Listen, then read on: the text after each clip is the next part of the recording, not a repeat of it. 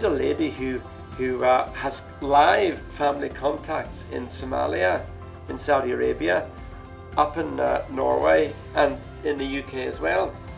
And I could have a very open, free gospel conversation with her and share with her my own testimony. Yeah. You couldn't do that in Somalia or Saudi Arabia, but she lives here in Europe now. Welcome to The Same Commission, a podcast discussing all things mission, but from a new angle. I'm Jim Armstrong. And I'm Matt Pitts. And we're with the Christian Mission Service Group, Echoes International. And so we'd like to welcome you today to The Same Commission. Each week we'll be getting to know a new guest on the podcast who is involved in a particular aspect of mission. And we'll hear about their ministry, and we'll also reflect on a different facet of mission globally. Perhaps you're thinking about mission for the first time. Or perhaps you've been faithfully supporting or serving in mission for many years. Well, this is the podcast for you.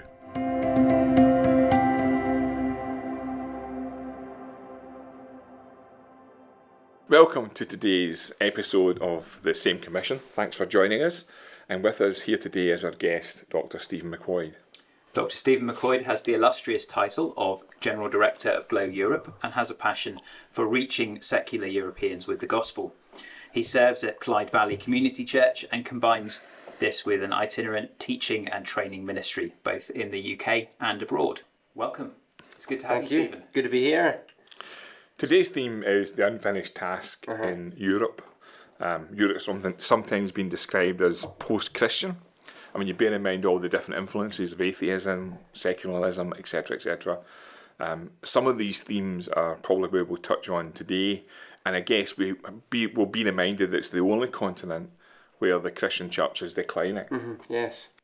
But at the same time, Europe is faced with lots of different tensions on its borders and within as well. Obviously, you've got the war between Ukraine and Russia. Yes. You've got 12% of Europe's population actually being composed of immigrants of some sort, whether that's refugees or economic migrants. And then you've got the kind of stress and pressure that has on individual countries and cultures, and the European Union attempting to deal with all of this as a situation. So, it's really a pertinent topic, and one that we live in the centre of, isn't it? It really is a continent in flux, and people who have lived in Europe, say, for the last 50 years will have noticed just massive changes, almost unrecognisable from what it was back in the 1950s. Huge change, not all for the good. So yeah, it's a really interesting, dynamic, confusing and challenging place to be. So we're delighted to have you with us, and we're going to chat about Europe and the unfinished task. But initially, before we get into all of that, just give us a bit of a potted history of what you do in your ministry. I often wonder that, actually. What do I do? Because when you're a small Christian organisation, which GLO is, we have about 80 people in total within the GLO family. You do a bit of everything, but essentially my job is to oversee the sum total of GLO's work. So I've got a concern about the missionaries we have in the field, a concern for the individual ministries we have, both in training and the admin, and our resourcing, because we've got a bookshop, a coffee shop. So just overseeing all of that and trying to work out where should GLO be working in the future. Because as we've already said, Europe is changing so quickly, and we have to respond to those changes. And even our own context here with the churches in the UK, that's changed as well since I came into the work in 1990 now. So it's you're getting older. I am getting older. 57. 58. 58. There you go. Not too far apart. Just for our listeners, I'm not going to give my age because I don't want to demoralise my two friends. Next to the old guys. Yeah. Well, actually, just to kind of tee off our discussion, I'm going to ask a question that is a little bit provocative. We've sort of touched on it already, but it is a question that does get asked a lot when relating to Europe. We've titled this podcast the unfinished task in Europe, and some might look at Europe and say, "Hang on, it's culturally Christian. There's a Christian heritage there. How can you say the unfinished task?" So does that title really apply to Europe? It probably applies more to Europe than almost anywhere else in the world, I think. Because, as you alluded to, while there is a Christian heritage there of Protestantism, Catholicism, etc. In most European contexts, that's almost dead. I mean, if you take France, for example, nominally France would be a Christian country. About 10% actually attend the Catholic Church. Far more people in France would claim to be atheist or be of no faith. Actually, you probably have as many folk now in France who claim to be Muslim as actually attend the Catholic Church. So Catholicism is strongly losing its grip, as is Protestantism. Yeah. If you go to Scandinavia, a country like Denmark, the vast majority of the population in Denmark will claim to be Lutheran. They'll actually pay taxes to the church because automatically a tiny proportion of your tax is taken and given to the church unless you opt out, which some do, but most don't. But just because most people say they're Lutheran, in some parts of Copenhagen, 2% of the population go to Lutheran church. So it's meaningless. It's a cultural expression. It's not unlike, I mean, we're here in Glasgow, and where I live... we're actually in Paisley, but... Paisley, sorry. Forgive my geography. Careful with this. We're near Glasgow. Just in case we upset the Paisley buddies. Absolutely. Sorry, folks from Paisley. I live just the other side of Glasgow in a place called Newart Hill.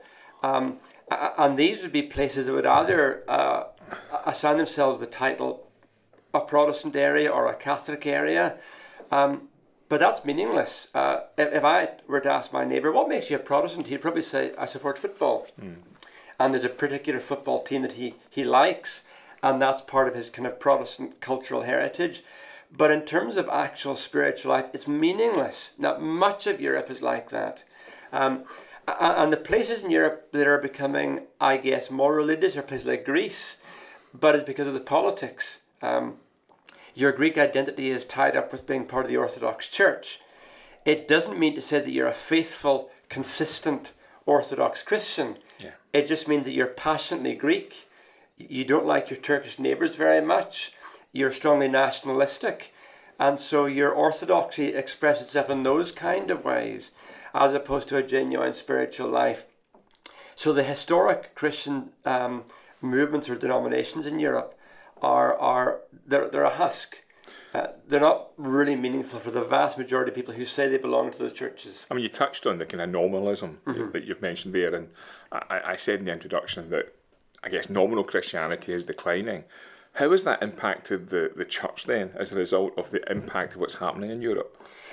It depends where you are. I mean, if you look at our close geographical neighbour, England, the Anglican Church, much of it is nominal, but that's also sparked the evangelicals. So you have a very vibrant, strong, dynamic evangelical wing within the Anglican Church, which I think will take over and dominate everything 20, 30 years from now.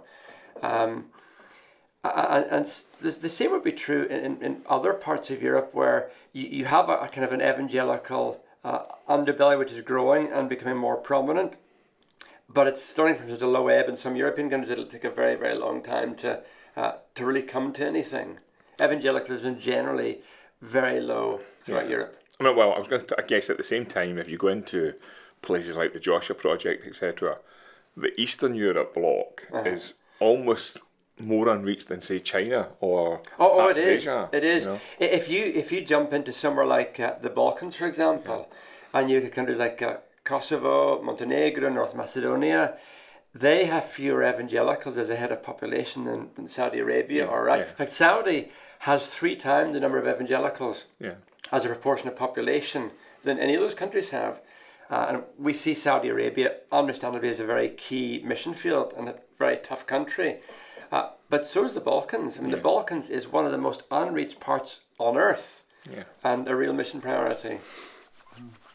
It's interesting because obviously we've brought you here to talk about Europe, but no continent operates in isolation, as it were. No. And the events in the Middle East over the past sort of decade or so, particularly, have had quite an impact on Europe as a continent from a missional perspective. Yes. Could you talk a little bit about that as well? The impact actually has been huge. There's, I think, first of all, the internal impact, because you mentioned earlier on, Europe has 12.5% immigrant population. Actually, if you compare the Europe of, say, 1950 with today, it's 70 million greater. So we are a growing continent. much of that is immigration. Some of that immigration is, of course, Christians coming from, say, Africa, for example. Half of all sub-Saharan Africans who come to Europe would claim to be Christian already. But it also brings in lots of Muslims. So you've got a secular country like France, where now about 1 in 10 of the population are Muslims. Germany is growing, Spain is growing, Italy is growing, the UK, of course, is growing. So we have now, which we didn't have in the 1950s, a very prominent Islamic population. And when the Middle East begins to creak at the edges, so does Europe. You've seen very recently with the Palestine situation, massive demonstrations, not just in the UK, but elsewhere in Europe. And these would be, in some cases, Muslims exerting themselves. But of course, you also have a much more nuanced, complex picture than that. You have people who are fleeing countries that are now dysfunctional states, whether it's Syria or Afghanistan. And that has led actually to a harvest. If you take a place like Germany, there have been many thousands, tens of thousands of Afghans who have come to seek sanctuary in Germany. Christians have worked very hard at trying to reach out to them and loving and caring for them. And we now have more Afghans in Germany becoming Christians than we have in Afghanistan. And of course, you can reach them freely. It's remarkable. I'll tell you a quick story, by the way, which illustrates this. I took a summer team to Birmingham last summer for the Commonwealth Games team. And just giving out tracts in the streets, downtown Birmingham, loads of people around. And I saw a woman coming towards me with a burqa, and she had 2 small kids. So I offered her a gospel tract, not thinking she would take it, but she did. And she actually spoke English. Not brilliant English, but enough to communicate properly. I explained to her what it was. I told her I was a Christian. And we began a really open conversation. Now, her name was Halima. And what was intriguing about her story was she was born in Somalia. Then her parents were guest workers in Saudi Arabia. So she spent her teens in Saudi Arabia. And then her father's work contract came to an end. They went back to Somalia. Things were erupting there. So as a family, they wanted to try to escape. She was married by that stage. She and her husband managed to escape, and they now live in Norway. And I said to her, are you coming here to Birmingham for the game? She said, no, I've got family here in Birmingham as well. So here's a lady who has live family contacts in Somalia, in Saudi Arabia, up in Norway, and in the UK as well. And I could have a very open, free gospel conversation with her and share with her my own testimony. You couldn't do that in Somalia or Saudi Arabia, but she lives here in Europe now. And that would be true of many thousands of, actually more than thousands, millions of Muslims who can now be reached safely in Europe. And that's a brilliant missional opportunity, isn't it? Well, we need to see something. I mean, I guess there's a danger sometimes, and we've spoken about this as well, there's a danger that we look at the movement of people as a political issue. But it's good sometimes to try and maybe look at the perspective from what God thinks. And the movement of people is a traditional way of the gospel spreading, There is a clash even internally, because I guess I would naturally be somebody who is cautious about mass migration for all kinds of reasons. But from a spiritual angle, I'm excited about migration. I wish we'd just open the floodgates and let people come flooding in, because it means we can reach them for Christ, particularly if they're people coming from closed countries. That would be a popular political viewpoint. It wouldn't be a popular political viewpoint at all, and I get that. Yeah, absolutely. But from a spiritual angle, is God doing something by bringing people from many, many closed countries to the UK where we can share the gospel with them in freedom? And they all have their family links back there as well. We do have another podcast about migration, so let's go back onto the subject. We'll hold that one for now. So Europe is I was going to say Europe's a huge continent. It actually isn't in relation to other continents, but it is a large collection of countries. And there is a danger that we try and have solutions that suit the whole continent, which is quite difficult. But there are common themes that are emerging from Europe. You might just talk about some of those themes. There are common themes, although you're right in saying that Europe is quite divided. You can even see that within the EU, the tensions, politically speaking, within the EU, because you get very, very different cultures. You also have, and this is where Europe is quite unique. If you look at a map of Africa, you'll see long straight lines that was colonization, and the colonizing powers just drawing straight lines. Europe isn't like that. So you have a lot more homogenous communities, and then within those communities, within those countries, lots more communities within that too. So you've got a very complex patchwork with incredible tensions. But there are themes there. One theme is the decline of Christendom or Christianity, which I actually think is a good thing, because the historic Christendom groups don't preach the gospel. Yeah, absolutely. So why should we be concerned about their decline? I want to see Christendom completely collapsing. Yeah. Because gospel Christians will come to the fore there. Yeah. And it might also avoid some of the confusion. I'm almost, in some European countries, if people say, are you a Christian? I'm almost saying, no, I'm not. I'm a follower of Jesus. Because the term Christian means something completely different. So that's one theme, the decline of Christendom right across Europe, East and West.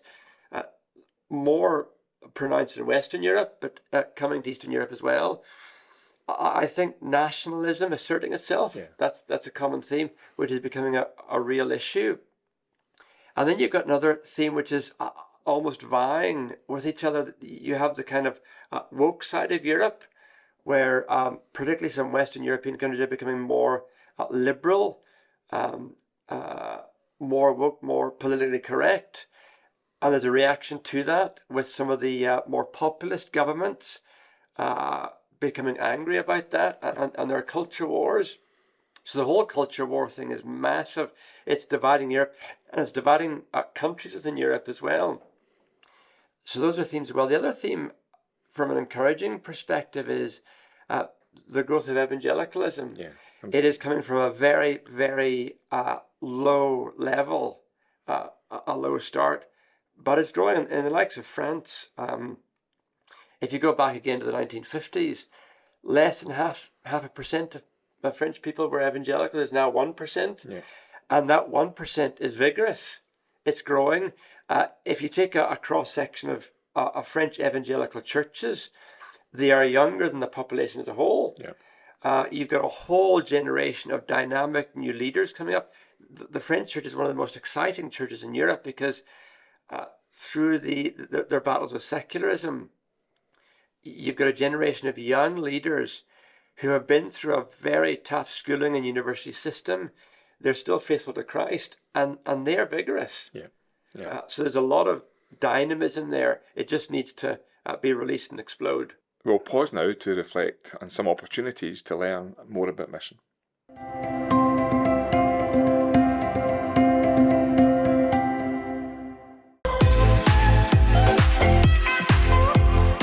Ready, set, go. Welcome to First Serve, a gap year like no other. Learn to serve local, and serve global. It's so exciting, and I would 100% recommend this programme to anyone. On my first Serve Gap year, I'm most looking forward to experiencing other cultures and also speaking to other people about God. This is First Serve. Find out more at first-serve.org.uk.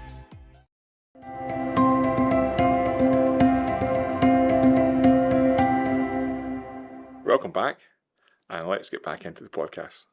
Well, we're back with Stephen McQuoid, and before we carry on the conversation, it would be good to just highlight that if you are interested in what he's saying and getting involved, to get in touch with GLO through the website, and they will be more than happy to deal with your query and direct you to someone who can help.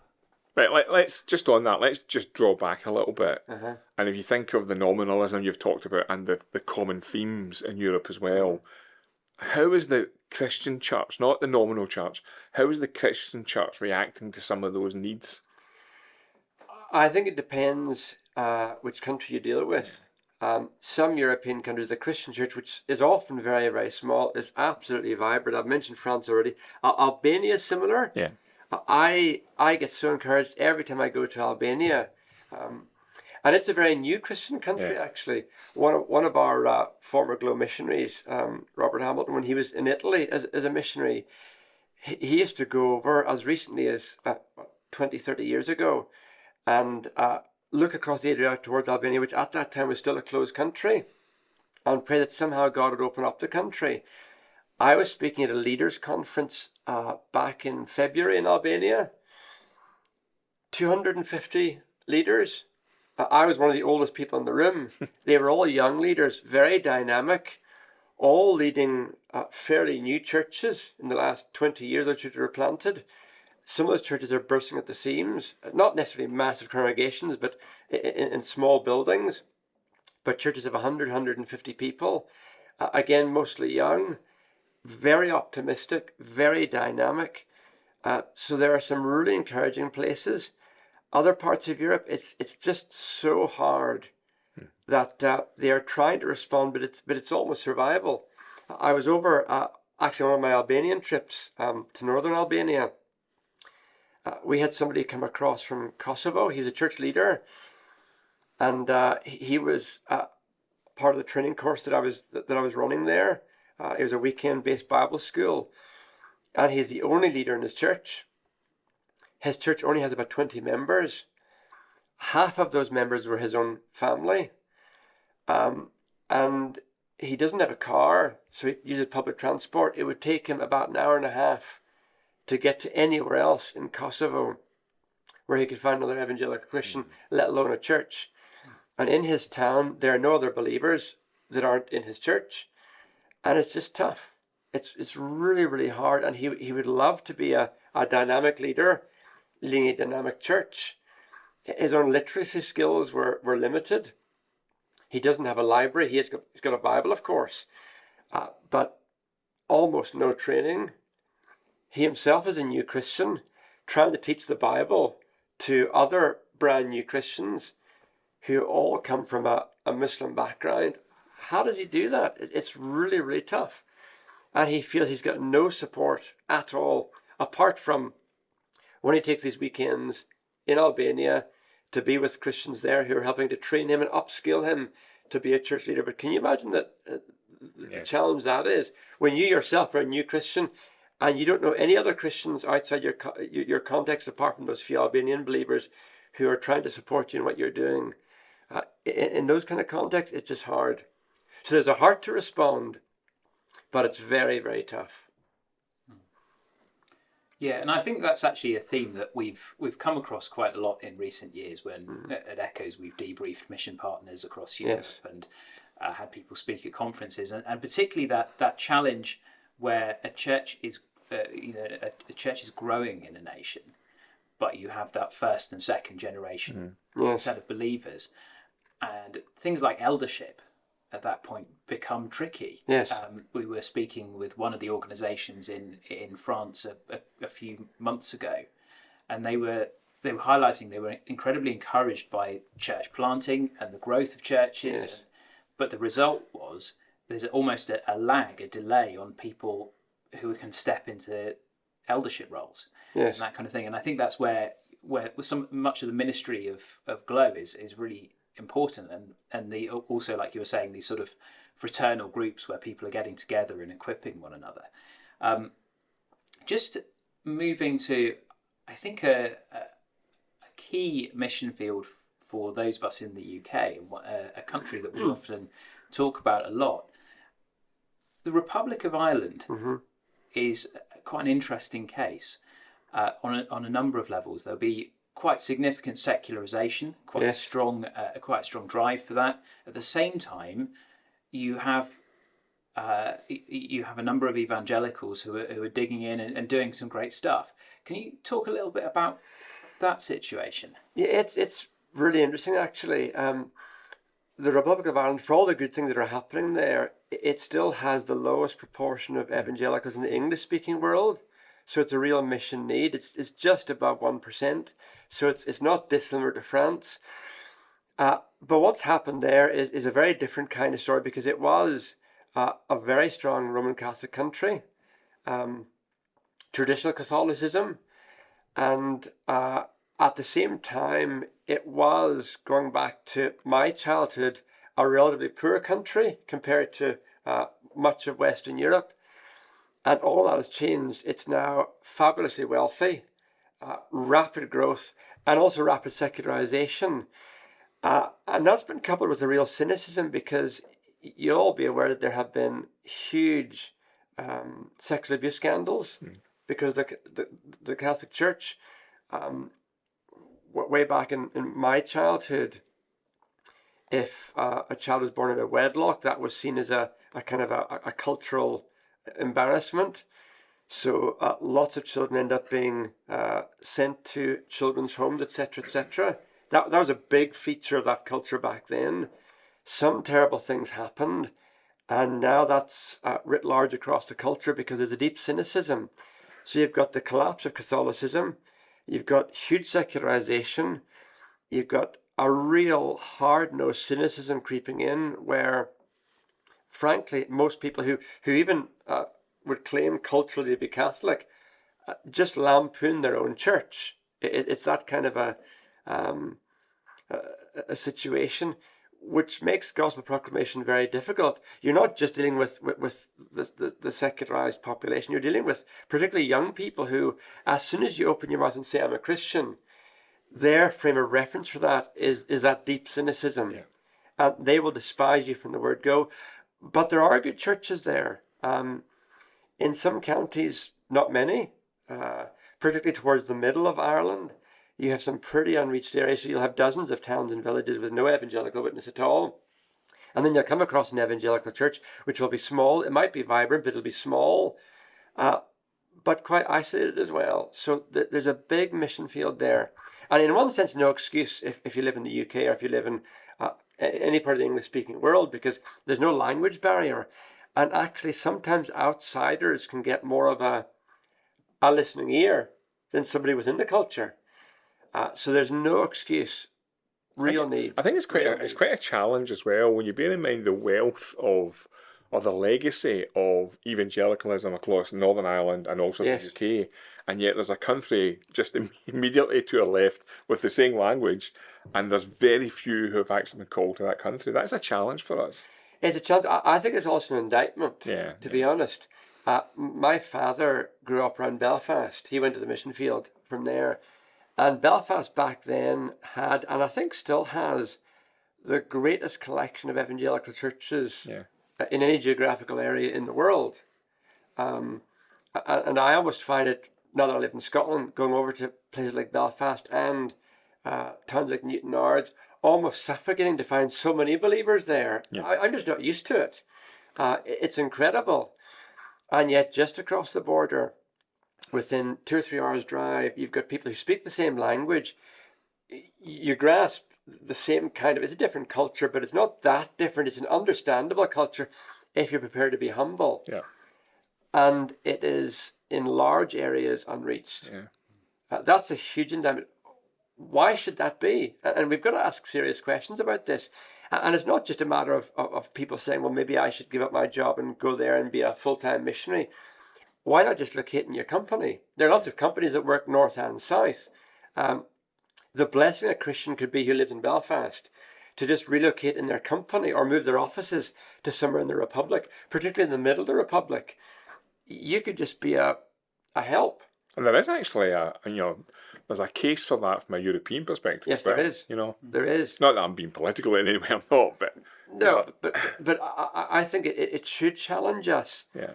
That why should there be so many believers cooped up in one small corner when they could easily make their way to somewhere else and have a very much greater impact? Yeah. It's almost the Jonah situation. Yeah. God, he didn't want to go to Nineveh, but God wanted him there. Yeah. And you read the book of Jonah, his prejudice against the Ninevites was appalling. Dare I say that there can be some prejudice existing between countries? Surely not. Surely, yes. I speak about my own background. Jonah had to be chastised, and I sometimes have to laugh when I read some of the Bible, and I read a book like Jonah. When God does the job of revival, Jonah goes into a huff. Yeah. Here's an evangelist who doesn't want folk to get saved. Yeah. I mean, it's bizarre, isn't it? I almost wonder if Jonah needs to be read out more publicly and more frequently in some of our churches, because one of the reasons why I think we don't go to other places, whether they're neighbouring countries or across the world, is because we just don't like folk from those countries. We have our ingrained prejudices, dare I say ingrained racism at times, ingrained ideas as to what other cultures will be like. And because of that, we don't want to admit it, we just don't like them. We have a superiority, and it's okay sharing the gospel with my neighbour here. I don't want to do it elsewhere, because I might need to be humble and gracious to go there, and I don't want to be humble and gracious. That's a big impediment to mission. The church needs to be humbled, I think. Well, let me come back to GLO now. We've ranged across a number of different subjects, which is good. That's the reason for these podcasts. But I guess as you think of the changing needs of Europe, and I'm conscious of the changes that Echoes have gone through over the last 6-7 years as well, how have GLO reacted to that? What's the kind of organisational structure? What have you done to react to that need? We've reacted in different ways, and sometimes we have reacted to the situation rather than purposely strategizing, but both have happened. Actually, we are trying to be more and more strategic. I guess the biggest and most obvious difference from when I first joined GLO in 1990 was that back then the vast bulk of GLO people were Brits who went abroad. Yeah. And actually the initial model for GLO was, Colin Tilsley, when he settled in the UK, was to recruit UK Christians to go for 2.5 years into Europe to share the gospel. First of all, the 2.5 year doesn't really work. When you want to plant a church, it takes 20 years to plant a church in most European countries. So long-term mission has to be at the very heart of what we do. Now, we do lots of short-term teams as well. And like yourselves, we're working with First Serve to give people a missional experience. But to plant a church somewhere in Europe, you need to give your life to it. You need to give 10, 20 years. So we need to think long-term mission. And it's been non-Brits. Now, that's partly practical, partly strategic. It's strategic because there are parts of Europe that will more easily be reached by, say, Romanians or Albanians or French people. So if we are thinking strategically, we really need to recruit from elsewhere in Europe. But it's also practical. With the health of the Albanian church, the health of the French church, compared to, although they're much smaller than the UK, but compared to even the UK, I would say we are these days probably more likely to be able to recruit somebody from Albania to go into full-time ministry than we are in the UK. And I'm just being honest here. Yeah. It's because mission interest has nosedived. I've noticed that. Missionary meetings are becoming less and less common. Missionary prayer meetings are becoming less and less common. Going to church to say, look, we've got a missionary who's coming to do a tour of the UK. Can you give him a spot? That's becoming harder and harder. And part of it is we are losing our mission interest. Yeah. I can remember when I first went in GLO teams, you're almost queuing up to join a team. I remember going to GLO teams in Donegal, and all we were doing is door-to-door work constantly, which is about the least attractive thing you could ever do. Those teams were bunged out. We would hire 2 caravans. Both caravans were absolutely bunged with people. We couldn't get enough minibuses to ferry us around Donegal. If I tried to get a team like that going now, I doubt I could get 3 people to come with me. Honestly, that mission interest has just nosedived. Not necessarily elsewhere. In some European countries, the mission interest is growing all the time. The big issue there is, how do we support people? Yeah. So that's a big change, and GLO has gone from being almost all Brits going abroad now to about 50-50.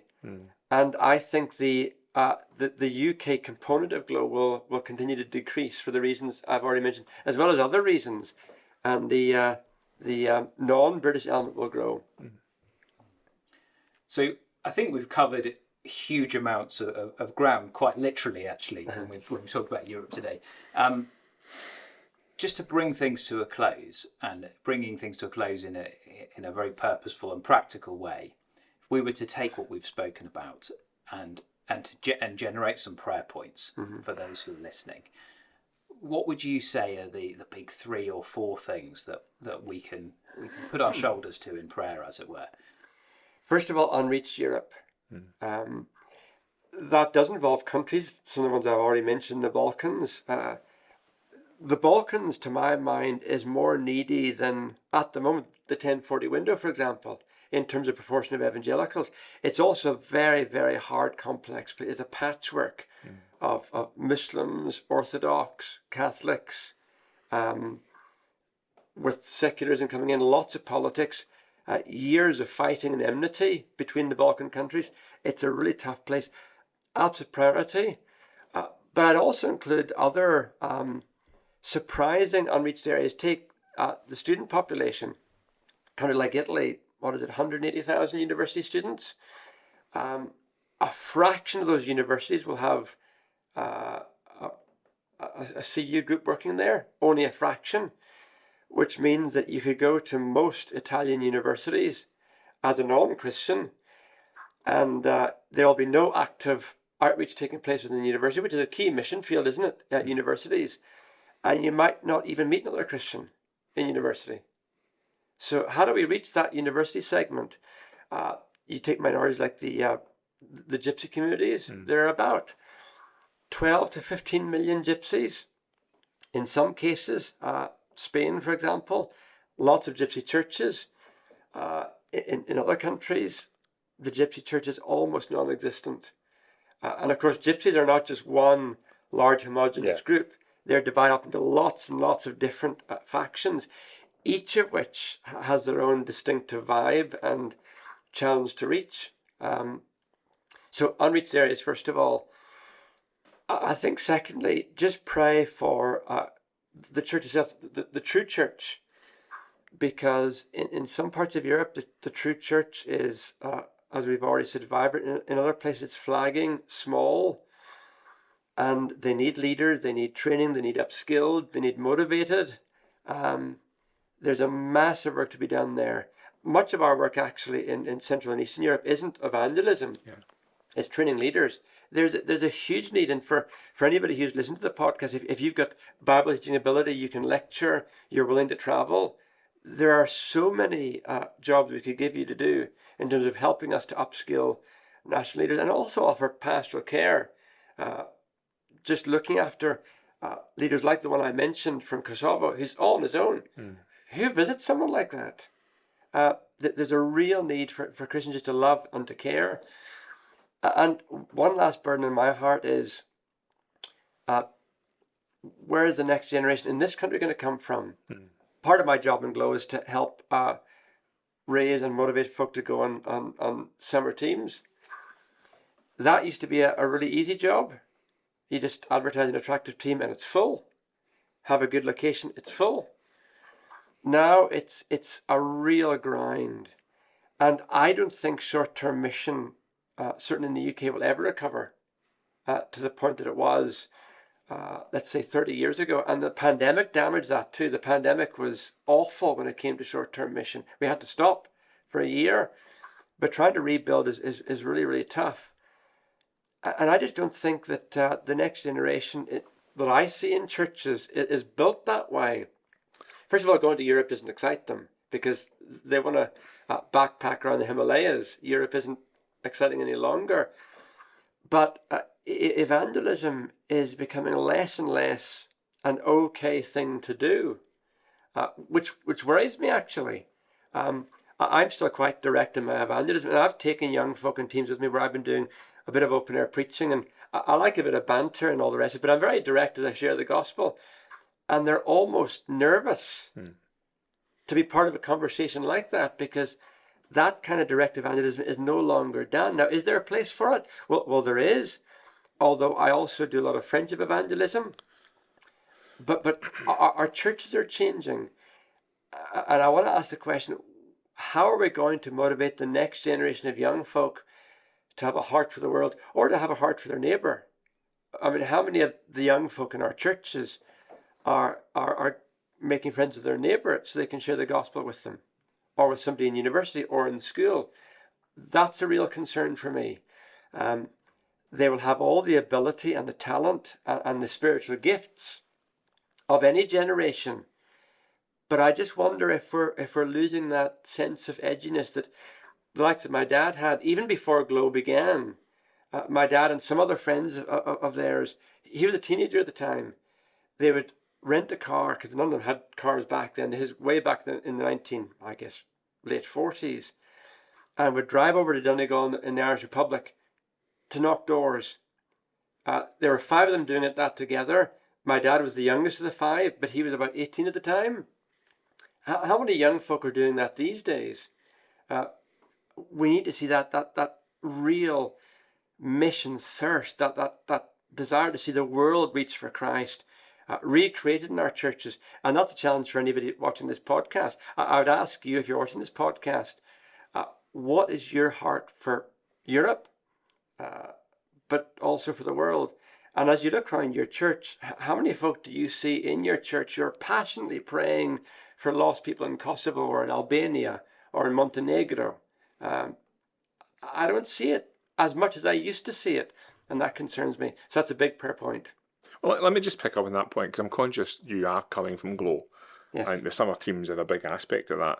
So how can we get involved in the gospel? How can we experience some of that? Because I think one of the issues in a lot of our churches is because we've become so insular. Yes. We're disconnected from the society around about us. Yes.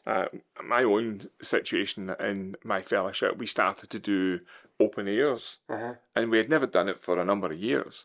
And there was a real enthusiasm for it, because actually folk decided, we could get involved in this. So how do folk get involved in GLO? Yeah, I think you do so just in very simple ways. What I always say to Christians is just begin by making friends with non-Christians. Yeah. It is as simple as that. I've got a neighbour who's a Buddhist, and I discovered he plays chess. So I said to him, why don't you come and start playing chess with me? So we meet regularly on a Friday night, have a game of chess together, I share the gospel with them. Christians don't have enough non-Christian friends. Do you let him beat you? Yeah. Initially, he was teaching me. So he won initially. I win every game now. And that's the honest. I've won the last 5. And you're able to speak about the gospel at the same time, because I would really struggle to do things. I'm trying hard not to be smug. But he's a lovely guy. So yeah, make friends with non-Christians. I think get involved in your own church as well. Yeah. Throw yourself into your church with all that it's doing, because your church needs the gospel, needs gospel work as well. So throw yourself into your own church.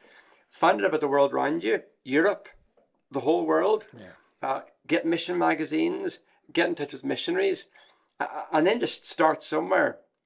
Praying deliberately about situations. Write to missionaries and ask them, what can I pray for you in your situation? They will facilitate lots of prayer requests.